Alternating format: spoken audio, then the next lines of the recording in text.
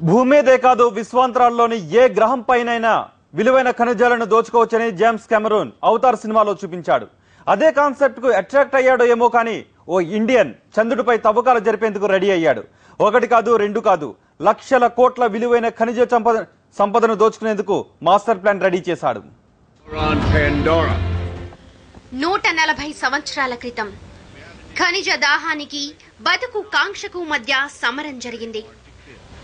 Pandora అనే ఉపగ్రహంపై దొరికే అనాప్టేనియం అనే అత్యంత విలువైన ఖనిజం కోసం ఆ గ్రహం మీద వలస కాలనీ స్థాపించారు మానవులు. స్థానిక నేవీ హ్యూమనాయిడ్లు దాడి చేయకుండా పటిష్టమైన కంచెలు కట్టారు. పెద్ద గన్నులతో రోబోలను కాపలా పెట్టారు.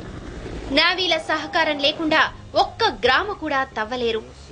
మనిషి డిఎన్ఏని పండోరావాసి దేహంలో ప్రవేశపెట్టి బయో ఇంజనీర్డ్ నేవీని తయారు చేసి వారి మధ్యకు వదిలిపెట్టి వారిని మంచి చేసుకుని తమ వాళ్లమేనని నమ్మించి అక్కడి అనాప్టేనియం ను టన్నుల్లో తరలించుకుపోవడానికి ప్లాన్ వేస్తారు. అయితే ఫైనల్ గా జాతిని సమూలంగా తుడిచేసి పండోరా నేలను దున్నేసి కొండలు గుట్టలు తవ్వేసి అడవులను తగలేసి నదుల్ని ఆవిరి చేసి టన్నులు టన్నులు ఆప్టేనియం ను కొల్లగొట్టాలనేది అంతిమ లక్ష్యం. They've sent us a message that they can take whatever they want, but we will send them a message.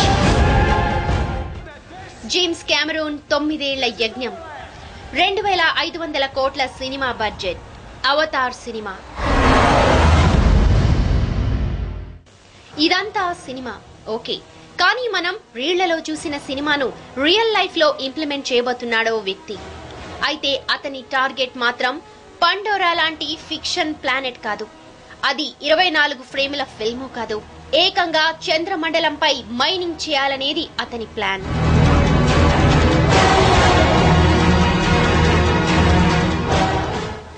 లక్షల ఏళ్ల క్రితం విశ్వంలో జరిగిన మార్పుతో చంద్రుడు భూమి నుండి విడిపోయింది. అందుకు కారణాలు ఖచ్చితంగా తెలియకపోయినా భూమిపై ఉన్న చాలా ఖనిజాలు చంద్రుల్లోనూ ఉండవచ్చన్న అనుమానాలు వ్యక్తమవుతున్నాయి. అందుకే నవీన్ జైన్ అనే వ్యక్తి చంద్రుడిపై తవ్వకాలు జరపాలని నిర్ణయించాడు. ఇందుకోసం పెద్ద ప్రాజెక్ట్ స్టార్ట్ చేశాడు. మూన్ ఎక్స్ప్రెస్ అనే కంపెనీని స్థాపించాడు.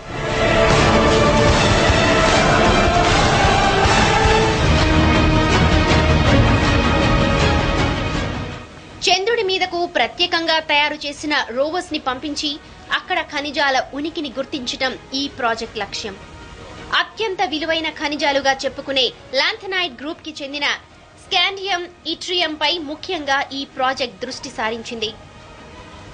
Speciality glass, battery electrodes, super conducting materials, electromagnets, microwave resonators, laser సోర్సులతో పాటు ఎన్నో డిఫెన్స్ పరికరాల తయారీలో ఈ ఖనిజాలు ఎంతగానో ఉపయోగపడతాయి.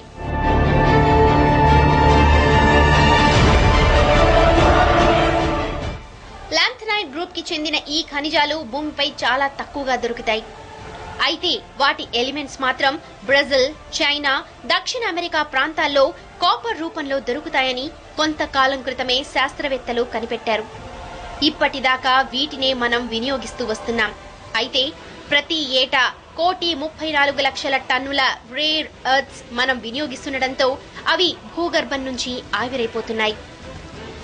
అందుకే ప్రపంచంలో రేర్ ఎర్త్ మెటల్స్ ఎక్స్పోర్ట్ లో మొదటి స్థానంలో ఉన్న ఇండియా, చైనా విలువైన ఖనిజ సంపదపై మైనింగ్ పై రెగ్యులేషన్ పెట్టాలని భావిస్తున్నాయి. ఇప్పటికే చాలా ప్రపంచ దేశాలు చంద్రుడిపై టెంట్లు వేసి పరిశోధనలు మొదలుపెట్టాయి. భారత్ కూడా ఆ దిశగా ఆలోచిస్తోంది. చాలా సంవత్సరాల క్రితమే చంద్రుడి మీద హీలియం వంటి విలువైన ఖనిజాలు ఉన్నట్లు కనుక్కున్నారు. విద్యుత్ ఉత్పాదనలో ఈ హీలియం ఎంతో కీలకమైంది. భూమి మీద ఇంధన వనరులన్నీ ఆవిరైపోతే ఈ హీలియమే మనకు గతి. భూమి మీద అరుదుగా దొరికే ఈ ఖనిజం కిలో ధర కొన్ని వందల కోట్ల రూపాయల్లో ఉంది. చంద్రుడిపై కొన్ని మిలియన్ టన్నుల హీలియం నిల్వలు ఉన్నాయని శాస్త్రవేత్తలు అంచనా వేస్తున్నారు. చంద్రుడి మీద నుంచి ఓ వ్యోమ నౌకతో హీలియం తీసుకువస్తే ఓ ఏడాది పాటు అమెరికా విద్యుత్ అవసరాలు తీరిపోతాయట. ఒక్క హీలియమే కాదు, ఇంకా చాలా రకాల ఖనిజాలు అక్కడ ఉండే అవకాశం ఉంది. అయితే అందుకు ప్రపంచ దేశాల మధ్య జరిగే పోరాటం ఎలాంటి పరిస్థితులకు దారితీస్తుందనేదే ఇప్పుడు అందరినీ వేధిస్తున్న ప్రశ్న. ruchulu.com. Making of Andhra recipes.